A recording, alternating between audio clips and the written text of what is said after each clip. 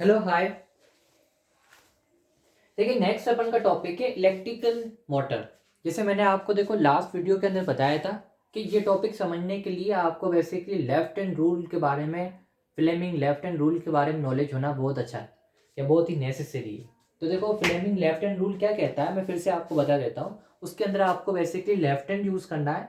आपके thumb, four finger, middle finger तीनों को म्यूचुअली परपेंडिकुलर रखना है। आपके थंब फोर्स को बताएगा, फोर फिंगर मैग्नेटिकल फील्ड को बताएगी और मिडल फिंगर करंट के बारे में नॉलेज देगी।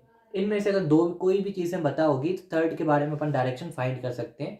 जनरली अपन यहाँ पे फोर्स के बारे में डायरेक्शन फाइंड करेंगे क्योंकि यहाँ पे अपन को करंट की डायरेक्शन और मैग्नेटिकल फील्ड की डायरेक्शन दोनों पता होगी। अब देखिए नेक्स्ट अपन क्या पढ़ते हैं। सबसे पहले ये पढ़ते हैं इलेक्ट्रिकल मोटर होती क्या है, क्या इलेक्ट्रिकल मोटर की डेफिनेशन क्या होती है। तो जनरली इलेक्ट्रिकल मोटर क्या काम करती है, हम उसे इलेक्ट्रिसिटी देते हैं, स्विच ऑन करते हैं और वो रोटेट होना स्टार्ट हो जाती है। तो सेम तरीके से उसकी डेफिनेशन इसी तरीके से बनेगी कि ये एक बेसिकली एक ऐसा फिजिकल डिवाइस होता है जो इलेक्ट्रिकल एनर्जी को मैकेनिकल एनर्जी के अंदर चेंज कर देता है। तो इस वजह से अपने डेफिनेशन में लिखा है, it is a device which convert the electrical energy into the mechanical energy. ऐसी चीजें जो मूव करती है तो उनके पास मैकेनिकल एनर्जी होती है और हमारे इलेक्ट्रॉन्स के पास कैसी एनर्जी होती है, इलेक्ट्रिकल एनर्जी होती है इलेक्ट्रिसिटी के अंदर। तो मोटर एक ऐसा इलेक्ट्रिकल डिवाइस होता है जो इलेक्ट्रिकल एनर्जी को मैकेनिकल एनर्जी के अंदर अच्छे तरीके से चेंज कर देता है। जैसे एग्जांपल के लिए देखो, आपके जैसे रूम के अंदर अभी फैन लगा होगा, वो एक इलेक्ट्रिकल मोटर के ऊपर ही काम करता है। एसी लगी हुई है, उसके अंदर भी फैन लगे होते हैं, वो भी इलेक्ट्रिकल मोटर के ऊपर के कॉन्सेप्ट के ऊपर ही काम करते हैं। जैसे हमारा MP3 प्लेयर्स होता है जहाँ पे CD वगैरह चलती है, वो भी बेसिकली हमारे एक इलेक्ट्रिकल मोटर की तरह, इलेक्ट्रिकल मोटर के प्रिंसिपल के ऊपर ही काम करते हैं। तो इलेक्ट्रिकल मोटर एग्जाम के अंदर एक क्वेश्चन पूछा जाता है, RBC CBSE दोनों के अंदर के इलेक्ट्रिकल मोटर किस प्रिंसिपल के ऊपर काम करती है। तो उसका अपन का बेस्ट आंसर क्या है कि इलेक्ट्रिकल जो मोटर है वो किस प्रिंसिपल पे काम करेगी, magnetic effect of electrical current के ऊपर काम करती है। तो ये चीज आपको लर्न रखनी है, ये वाली पॉइंट बहुत ही ज्यादा इंपॉर्टेंट हो जाती है कि इलेक्ट्रिकल मोटर किस प्रिंसिपल के ऊपर वर्क करती है। It works on the principle of magnetic effect of electrical current. चलो अपन ये पढ़ते हैं अभी नेक्स्ट कि इलेक्ट्रिकल मोटर के अंदर कौन से पार्ट्स लगे होते हैं, वो किस तरीके से काम करते हैं। तो सबसे पहले अपन ये पढ़ते हैं कि इलेक्ट्रिकल मोटर बनाने के लिए या उसके अंदर कौन कौन से पार्ट प्रेजेंट होते हैं। तो सबसे पहले देखो अपन का फर्स्ट होता है फील्ड मैग्नेट। कि एक इलेक्ट्रिकल मोटर के अंदर जनरली मैग्नेट प्रेजेंट होता है, फील्ड मैग्नेट, जो उसको मैग्नेटिकल फील्ड प्रोवाइड करवाएगा। वो मैग्नेट किसी भी शेप का हो सकता है, वो आर्टिफिशियल मैग्नेट भी हो सकता है या नेचुरल मैग्नेट भी हो सकता है। मतलब हम नेचुरल मैग्नेट भी लगा सकते हैं नॉर्थ और साउथ पोल, या हम आर्टिफिशियल मैग्नेट भी लगा सकते हैं। जनरली आर्टिफिशियल मैग्नेट कब यूज किया जाता है, जिसे अपन इलेक्ट्रोमैग्नेट को आर्टिफिशियल मैग्नेट कहते हैं, वो कब यूज किया जाता है, कॉमर्शियल मोटर के लिए। ऐसी मोटर्स जो आपको बहुत ही ज्यादा हाई पावर्स के लिए चाहिए, तो उस कंडीशन के अंदर आप आर्टिफिशियल मैग्नेट यूज कर सकते हो, क्योंकि उसकी मैग्नेटिज्म की प्रॉपर्टी हमारे नेचुरल मैग्नेट के कंपेयर के अंदर बहुत ही ज्यादा होती है। दूसरा बेसिकली क्या होता है, मोटर हमारे रोटेट करती है। जैसे अगर हमारे फैन लगे होंगे दो, वो रोटेट करेंगे। MP3 प्लेयर के अंदर अपन CD लगाएंगे तो वो रोटेट करती है। मतलब मोटर के अंदर कोई भी डिवाइस लगा होगा आगे की तरफ, वो चीज रोटेट करेगी। तो बेसिकली रोटेट क्यों करती है, क्योंकि हमारे मोटर के अंदर एक रोटेटिंग पार्ट होता है जिसका नाम क्या है, कोयल, या हम आर्मचोर कहते हैं। तो ये आर्मचोर या कोयल, ये एक रोटेटिंग पार्ट होता है जो बेसिकली रोटेशन करवाने के लिए रेस्पॉन्सिबल होता है। ये किसका बना होता है, इसके बीच के अंदर अपन सॉफ्ट आयरन डालते हैं। सॉफ्ट आयरन का मतलब क्या होता है, प्योर आयरन। और उसको अपन कॉपर की इंसुलेटेड वायर से क्या कर देंगे, बाउंडेड कर देंगे। मतलब कॉपर की इंसुलेटेड वायर हम लपेट देंगे या लपेट देंगे। इस कंडीशन के अंदर ये हमारे एक आर्मचोर बन जाएगा। इसकी किस तरीके की डायग्राम है अपन इसी वीडियो के अंदर अपन कंटिन्यू करेंगे या वो अच्छे तरीके से उसकी फंक्शनिंग देखेंगे। तो सबसे पहले आप ये पढ़ लो कि हमारे इलेक्ट्रिकल मोटर्स के अंदर कौन कौन सी चीजें प्रेजेंट होती है। तो हमने क्या पढ़ा कि हमारे इलेक्ट्रिकल मोटर के अंदर एक तो मैग्नेट लगा होता है, दूसरा एक रोटेटिंग पार्ट होता है जिसे अपन कॉइल या आर्मचोर कहते हैं, तीसरा बेसिकली क्या होता है, इसी रोटेटिंग पार्ट के अंदर जहां पर करंट की सप्लाई होती है, जहां से करंट एंटर होगा हमारी कॉइल के अंदर, वो बेसिकली दो रिंग की हेल्प की वजह से एंटर्ड होती है।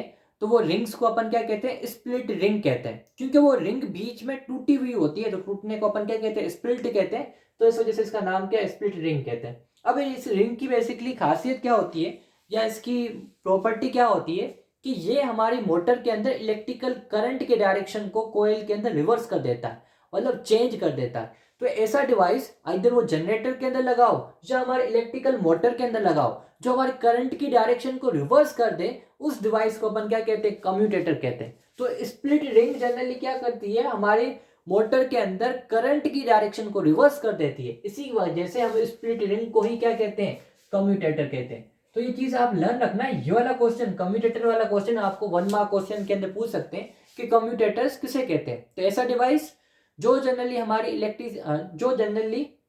हमारी करंट की डायरेक्शन को चेंज कर दे किसी सर्किट के अंदर, तो उस डिवाइस को अपन क्या कहते हैं, कम्यूटेटर कहेंगे। तो यहाँ पे स्प्लिट रिंग क्या कर देती है, करंट की डायरेक्शन को रिवर्स कर देती है, इसी कारण स्प्लिट रिंग क्या हो जाती है, कम्यूटेटर्स हो जाती है। और क्या लगा होता है, अपन के कार्बन के बुलिशेस लगे होते हैं जो अपन के स्प्लिट रिंग के साथ प्रेस होते हैं, जिससे बेसिकली इलेक्ट्रिसिटी की सप्लाई, इलेक्ट्रिकल करंट की सप्लाई हमारे कार्बन बुलिश से होती हुई स्प्लिट रिंग और स्प्लिट रिंग से होती हुई हमारे सर्किट के अंदर फ्लो करेगी। तो बेसिकली एक और अपन के कार्बन बुलिशेस होते हैं जो ग्रेफाइट्स के जनरली बने होते हैं, जो स्प्लिट रिंग के अगेंस्ट क्या होते हैं, प्रेस होते हैं। और यहीं से ही क्या होगा, जो हमारी वोल्टेज कनेक्टेड होगा या हमारी इलेक्ट्रिसिटी यहीं से अप्लाई होगी, क्योंकि इलेक्ट्रिकल मोटर किसके ऊपर काम करती है, हमारे इलेक्ट्रिसिटी जब देंगे तब भी वो मोटर रोटेट करेगी। जो आपका फैन लगा होगा, जब आप अपना स्विच ऑन करोगे तभी वो रोटेट करेगा, अदरवाइज रोटेट नहीं करेगा। तो मतलब ऐसा जो चीज होनी चाहिए जहां से अपन का सोर्स का क्या हो, हमारे मोटर के अंदर फ्लो हो। तो वो कहाँ से एंट्री होती है, हमारे कार्बन बुलिशेस के हेल्प की वजह से स्प्लिट रिंग में जाती है, स्प्लिट रिंग से होकर आर्मचोर या कोयल में जाती है। जैसे वो कोयल के अंदर जाएगी तो हमारा जो पार्ट है कोयल वो रोटेट होना स्टार्ट हो जाएगा। किस तरीके से रोटेट करेगा वो अपन अभी पढ़ते हैं 1-2 मिनट के अंदर। अभी देखो नेक्स्ट अपन का क्वेश्चन यही है कि ये सारी चीजें हमारी इलेक्ट्रिकल मोटर के अंदर प्रेजेंट होती है। हमने क्या कहा, हमारे इलेक्ट्रिकल मोटर के अंदर क्या होता है, 4 चीजें लगी होती है। एक तो बेसिकली मैग्नेट लगा होता है, आइदर वो नेचुरल या आर्टिफिशियल हो सकता है। दूसरा हमने क्या पढ़ा कि उसके अंदर एक रोटेटिंग पार्ट होता है जिसे अपन आर्मचोर या कोयल कहते हैं, वो सॉफ्ट आयरन का बना होता है, उसके सराउंडिंग के अंदर कॉपर की वायर्स होती है। तीसरा अपन ने क्या पढ़ा कि हमारे इलेक्ट्रिकल मोटर के अंदर 2 रिंग्स लगी होती है जहां से करंट का सप्लाई होगा, और वो हमारी वो बीच में टूटी हुई होती है, इस वजह से इसे अपन स्प्लिट रिंग कहते हैं। वो हमारी करंट की डायरेक्शन को सर्किट के अंदर रिवर्स कर देती है, इसी वजह से इसे अपन कम्यूटेटर्स भी कहते हैं। फोर्थ बेसिकली क्या होते हैं, यही स्प्लिट रिंग 2 बेसिकली कार्बन के छोटे पीसेस के साथ कनेक्टेड होंगी, उसको क्या कहते हैं, कार्बन बुलिशेस कहते हैं, जो डायरेक्टली कनेक्टेड होते हैं हमारे सोर्स वोल्टेज से, जहां से जो भी अपन के इलेक्ट्रिकल पोटेंशियल ड्रॉप होगा या इलेक्ट्रिकल करंट होगी वो कार्बन बुलिश से पास होती हुई हमारी स्प्लिट रिंग के अंदर पहुंच जाएगी। अभी हमारे को ये पढ़ना है ये वर्क किस तरीके से करता है। देखो फंक्शनिंग के लिए जनरली मैंने आपको यहाँ पे लिखा है, तो ये आप नोट डाउन कर लीजिए। ये फंक्शनिंग के लिए डायग्राम होना बहुत ही ज्यादा इंपॉर्टेंट है, तो इस वजह से अपन इसी वीडियो के अंदर कंटिन्यू करते हैं। मैं पुश कर वो वाला डायग्राम बना देता हूँ। इन द केस अगर आपको ये वाला नोट करना है तो नोट कर दीजिए, और वर्किंग डायग्राम की हेल्प की वजह से अच्छे तरीके से समझ में आएगी, तो अपन डायग्राम की हेल्प लेना चाहते हैं।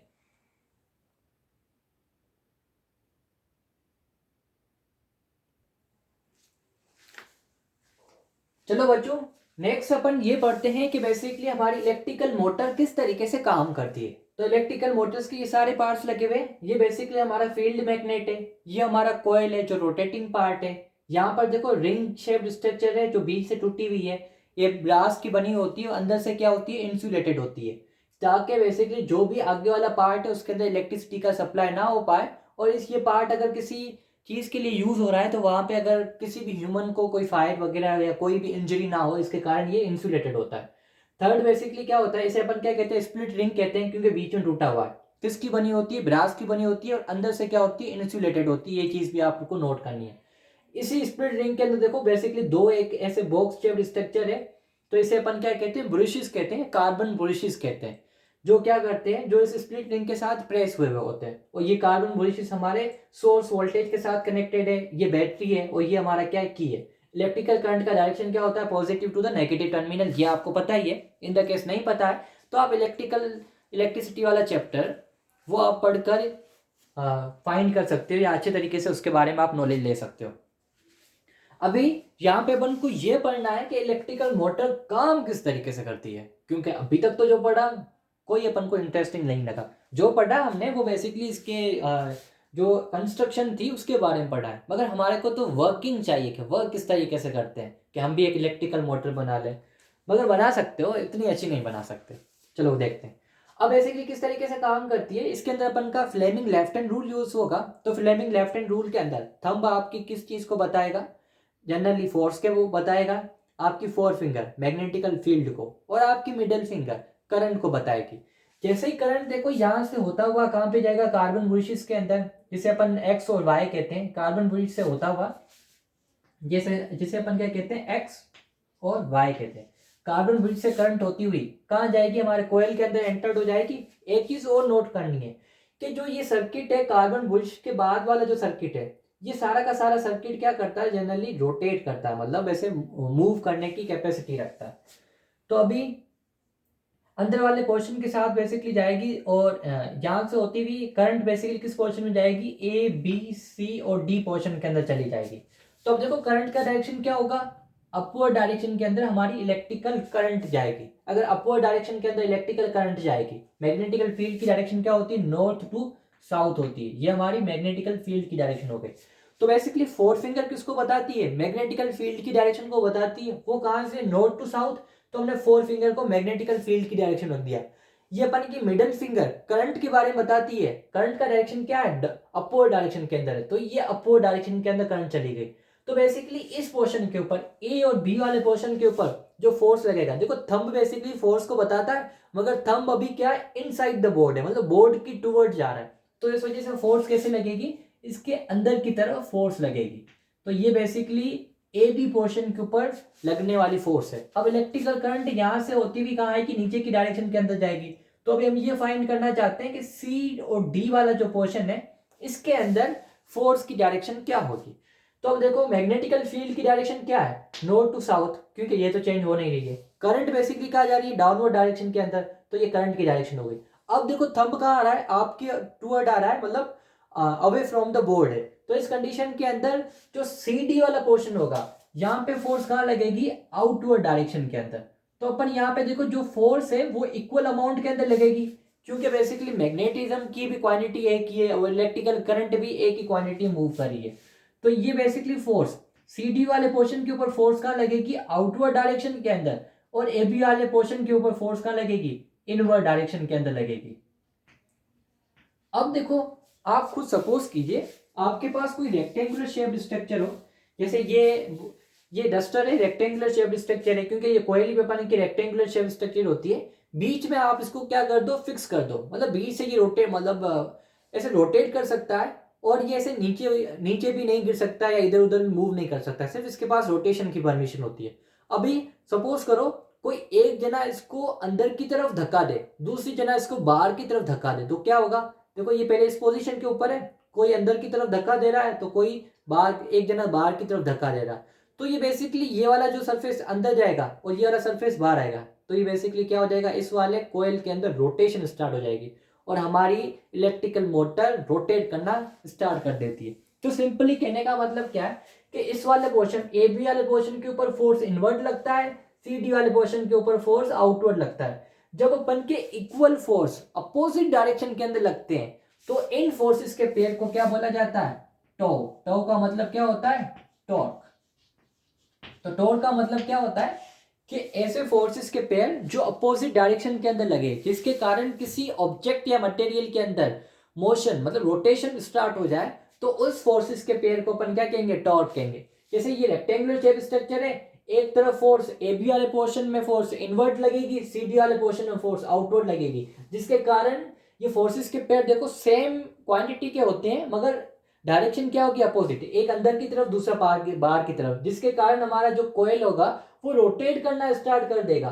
तो हम यही तो कहते हैं, और इसी फोर्सेस के पेयर को अपन क्या कहेंगे, टॉर्क कहेंगे। कि ऐसे फोर्सेस के पेयर जो इक्वल मैग्नीट्यूड में हो मगर अपोजिट पेयर के अंदर, अपोजिट डायरेक्शन के अंदर हो, जिसके कारण किसी ऑब्जेक्ट के अंदर रोटेशन स्टार्ट हो जाए, तो उस फोर्सेस के पेयर को अपन क्या कहेंगे, टॉर्क कहेंगे। और ये जब ये टॉर्क प्रोड्यूस हो जाता है, जो हमारी कोयल है रोटेट करना स्टार्ट हो जाती है। ये कोयल बेसिकली किसके साथ कनेक्टेड होती है, बन के स्लिप रिंग के साथ कनेक्टेड होती है, और ये स्लिप रिंग हमारे ये सिलिंड्रिकल शेप्ड के साथ कनेक्टेड होता है। एक और चीज आपको याद रखनी है कि बेसिकली यहाँ पर कौन सी चीजें मूवेबल होगी, ये स्लिप रिंग के साथ, ये जो अपन की कोयल है वो किसके साथ कनेक्टेड होती है, स्लिप रिंग के साथ कनेक्टेड होती है, ना कि ब्रेसिस के साथ कनेक्टेड होती है।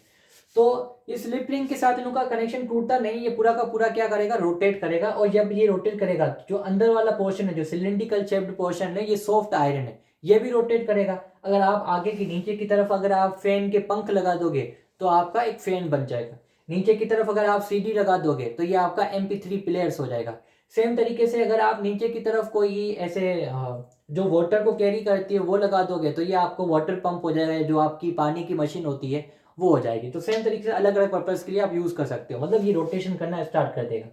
अभी क्वेश्चन ये आता है कि अभी ये वाला पोर्शन ए बी वाला पोर्शन कहाँ जाएगा, अंदर की तरफ जाएगा, सी डी वाला पोर्शन बाहर की तरफ आएगा।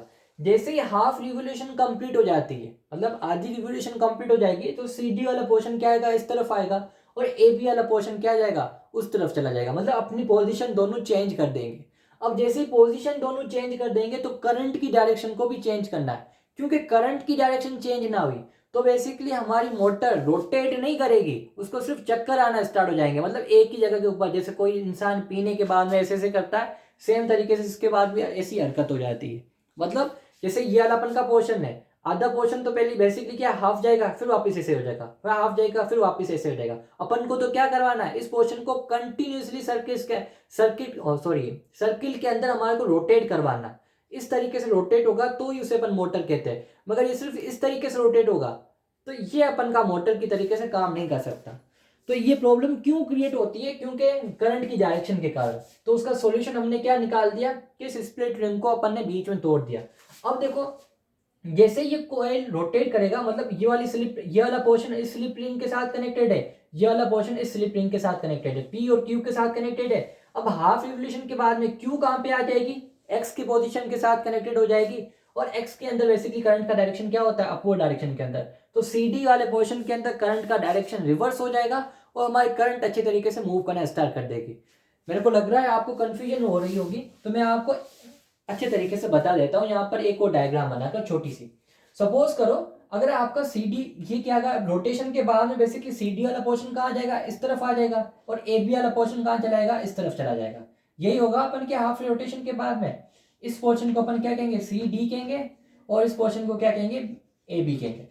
अब देखो ए बी के अंदर करंट की डायरेक्शन क्या है, अपवर्ड, और सी डी के अंदर करंट की डायरेक्शन क्या है, डाउनवर्ड।